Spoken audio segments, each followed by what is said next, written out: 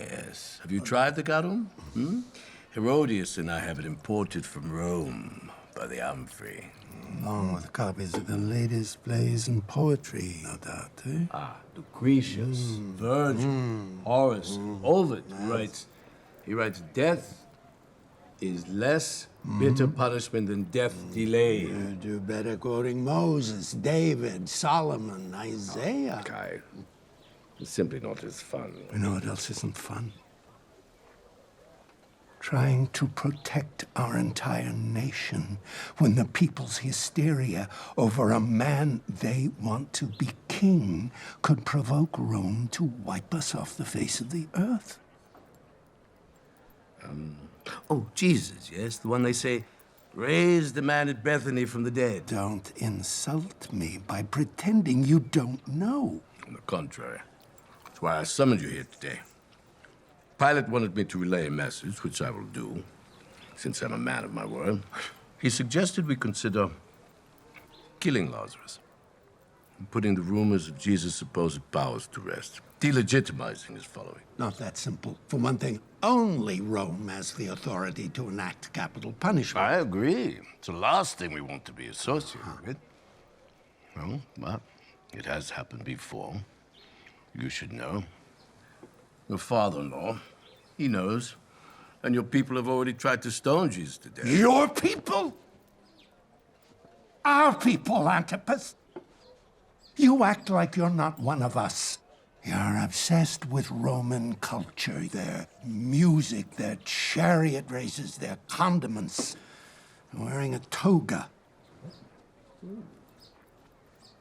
Quite comfortable, actually. I don't know how you survive in this heat, suffocating yourself under all these layers, layers of have layers. received a prophecy from God.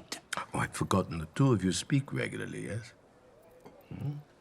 Has he said anything about me? The prophecy is that one man will die for the people so that our nation will not perish. Are you sure this prophecy came from God and not your wife's father? How dare I seem to remember Annas. I do have sympathy for you marrying into his family, by the way. Had such a penchant for killing his adversaries that Pilate's predecessor, Gratus, had him removed from the office of high priest. And I know he's still exerting enormous influence on you. Through your wife. I've never had someone killed via the influence of my wife. It was Salome who requested the head of the baptizer. Well, we all know who put her up to it, eh? Oh, Caiaphas, if you go through with this, you might keep your marriage and get a pat on the back from your father-in-law, but you will lose your job. The case against Jesus is thinner than a silk strand, as far as Rome is concerned. They have no regard for Torah, what you deem false prophecy, only for the rule of imperial law. They don't care if he's a threat to you. They care only if he's a threat to them. And from what I've heard, he's only preached peace and forgiveness and love, humility, a bunch of other boring stuff. And performed harmless magic tricks, which honestly I would love to see. I'm always game for a fun illusion, huh? He spooked me at first. Between you and me, I thought he might be the baptizer back from the dead to avenge me. But now he just seems amusing. The people herald him as king, the son of David. But has he identified himself as king publicly in those exact words?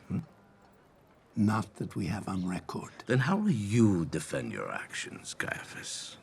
When Pilate comes to depose you for breaking the law and executing someone outside the Roman justice system. You killed the baptizer! I am the Tetrarch of Galilee. I have special dispensation. You want to know something I regretted? People hate me now. Didn't even want to do it. But you did. You chose your wife over popularity, and you would begrudge me the same. Here's what I begrudge you. I'm the one saddled with the onerous task of mediating the balance of power between the temple and Rome. A job I was born to. You're a craven, social climber. Married your way into the aristocratic family and happened to become high priest only because Governor Gratus had to depose Annos for doing the very thing you're trying to do. And if you succeed, I'll be the one left to pick up the pieces. If that's true, why would you summon me here to deliver a message from Pilate that I should kill Lazarus? Because Lazarus is a nobody, and you could make it look like an accident. Anyway, it was an offhanded comment from Pilate, because I told him the people's only reason for belief in Jesus is the raising of Lazarus. Jesus is different. It's Passover. There's too many people here. City's on edge. Your paranoia is clouding your understanding of my intentions. I'm under no delusion that my position as high priest could survive an illegal and unpopular execution which would likely prompt rioting in the streets. Then what are you doing? This may sound crazy, but I actually believe in our God, Adonai, the King of the universe. And he told me that one man will die so that our nation will not perish, which means it will happen. Oh? Did he happen to say if the one man was Lazarus or Jesus? Nah, thankfully that's plain. Jesus is tearing the populace apart. Now, unless you want to alienate your subjects further, I plan to wait for Jesus to misspeak and incite the ire of Rome. And then they can take care of him before they feel the need to take care of us. Hence, one man will die. He hasn't exhibited a pattern of misspeaking about Rome. So I will prompt him. I'm listening. There is one thing the people hate more than they love Jesus.